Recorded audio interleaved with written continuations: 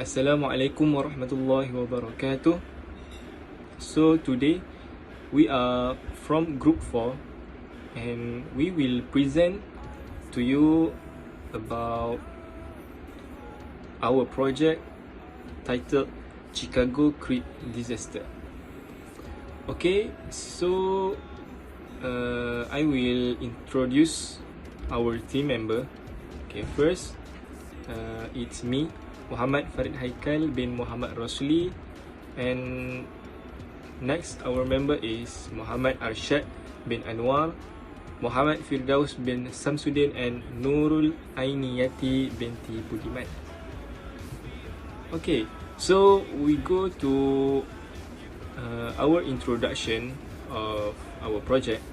Okay, so at 20 January 1909, infamy for the families of an estimate 70 employees who died in Chicago while constructing a water intake tunnel.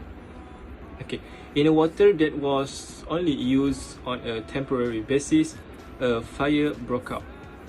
As it was made of wood, the fire burned the dormitory which housed the staff, and approximately 53 bodies were identified. Okay, we go to the background of this project. Okay, so at 8 o'clock in the morning of January 20 at 1909, the temporary creek used to construct the southwest land and lake tunnel system located on the line of the tunnel 7,500 feet from the shore caught fire from some unknown source. A great force of staff were burned to death or drowned in attempt to escape before aid arrived. As fast as they could push their way to the scene, thugs came to the rescue and rescued some of those on ice. It was not possible to determine the exact number of casualties, but 70 men were proved to have lost their lives and live in this appalling tragedy. And then, the morning of January 20, a few minutes after 8 a.m., a fire broke out in the intermediate creek of the 73rd Street Great Tunnel. Okay, so next we go to the study area. Okay, so what we see from this study area, the first part of the creek begins from the sea. A mile and a half up the creek marked the beginning of the second section that was built into the lake much further up. It will not be clear how many died below the surface into the lake until the rescuers are able to reach the water tunnel that connect the shore with the creek.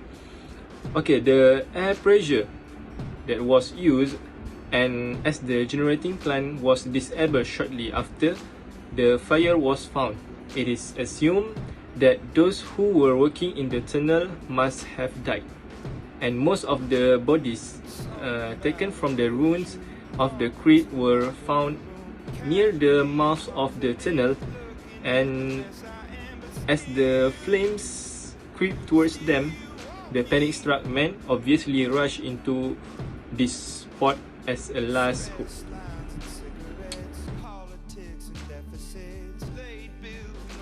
And next, material and method. On January 20, a hug fire broke out which destroyed the Chicago Creek in the blink of an eye. The cradle is made of wood completely under the tunnel. With the material used such as wood, it is very flammable because wood is a flammable material. The firewood structure was easier to get rid of the faster at the time, and a man was trapped as if trapped in a cage. The built-in water box in Chicago has housed and protected offshore water intake used to supply drinking water. Tunnels located almost 200 below the lake were transported and collected. It is oval in shape and 10 to 20 feet in diameter. On land, there are tunnels that connect between the water place and the pump station and then to the water purification. It has also housed 50 feet in work and has connected between two new tunnels, with a mile and a half of treacherous drifting ice cutting them off from ready communication with the shore. It is known that 95 workmen were employed in the creek and the connecting tunnels at the time of the fire, but the work of the destroying element was begun so unexpectedly, and it repeated its harvest of dead and injured. The hospitals at South Chicago and in all parts of the south side are filled with injured. The explosion had its origin in a powder house of small dimension situated about 100 yards from the crypt structure proper. Then we go to damage. Water crypts we are housed in the lake are part of scheme that stores and provide the city's drinking water. The crypt had 90 men sleeping and dining accommodation. However, 47 bodies have been retrieved at a time, while 48 have been saved, already expressing the number of names on the list and the 90% capability of the structure. Many that survived the burning creek had to grapple with the freezing waters of Lake Michigan while waiting for help, and many were not fully dressed, seeing the fire had hit while they were sleeping. There were just a few windows in the building, and they were crowded with men clapping and pulling each other for a chance to leap into the lake and face death by drowning rather than a guaranteed death by fire. Others tried the water and through futile swimming, hit blocks of ice on which they eventually clambered after several futile attempts. So next we go to the cause. The cause of the fire is still unknown. The structure was constructed of wood, so as the fire started, it spread rapidly. In less than 2 minutes, the rendering box caught fire and was demolished, burying more than 30 men in its burning rubble. In the fire, even those who did not enter the door or hurt themselves through a window died.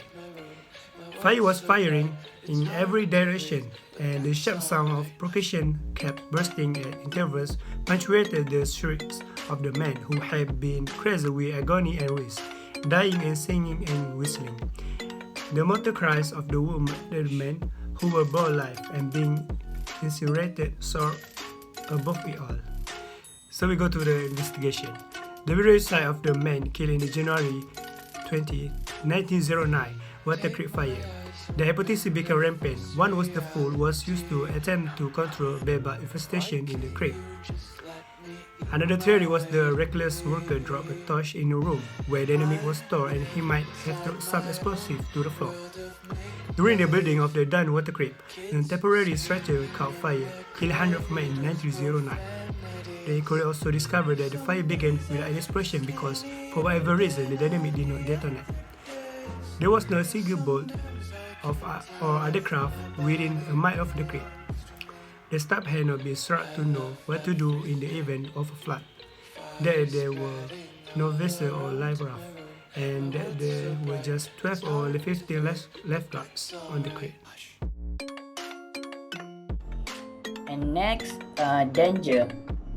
His employers had smoked in the bathroom even though there is a sign of a ban on smoking there.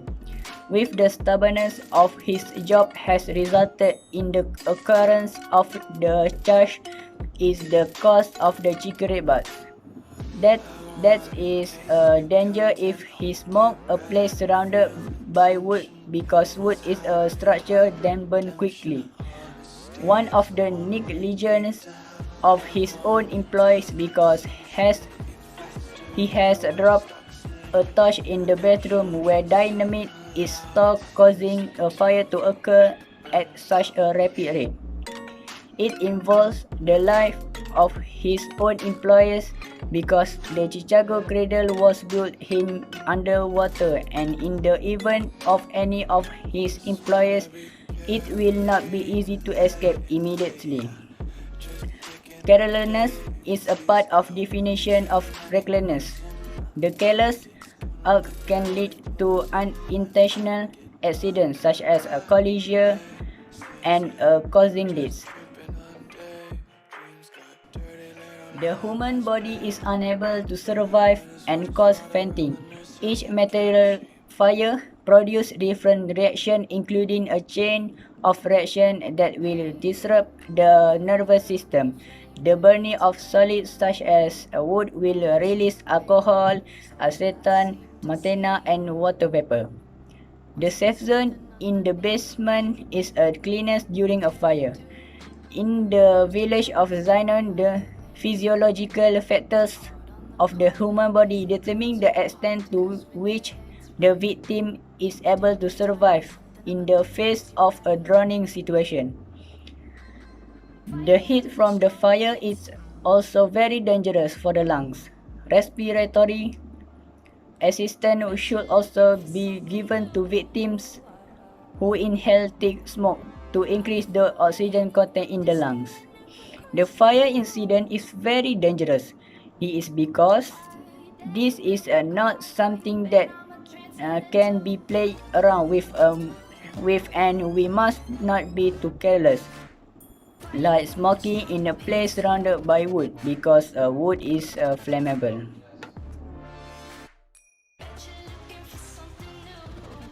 Next is the lesson that we got from the fire tragedy. First one is the employer needs to provide adequate industrial training for all their employees. It is because for the worker expertise in their field, so the dangerous thing can be avoided. This will help to decrease the risk of death among the workers if something dangerous happens around them. Second one is the employer should provide exposure of safety knowledge to all their employees. The employer should give briefing to all their employees about the company and the scope of their work so that they can have early information about it. Last but not least is the employer should be providing comfortable accommodation for all their employees so that all the workers could stay safely and comfortably without face any interruption while they're in rest time. The last one is conclusion. All the causes on how this disaster occurred and methods to prevent the fires were discussed in this full report. Actually, the company was not blamed and avoided from the charge of criminal carelessness.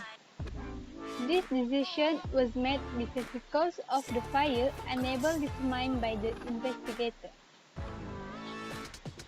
There are some issues of health and safety coordinators deemed necessary to strengthen their job performance. Last but not least, we can conclude that as a student in cost engineer, from the study of the project, we can increase our knowledge about safety in workplace, which is very important and helpful for us when we apply jobs for the position of engineer soon. This is because we can use all of this knowledge to fulfill the safety requirement in the working place. That's all from us. Thank you.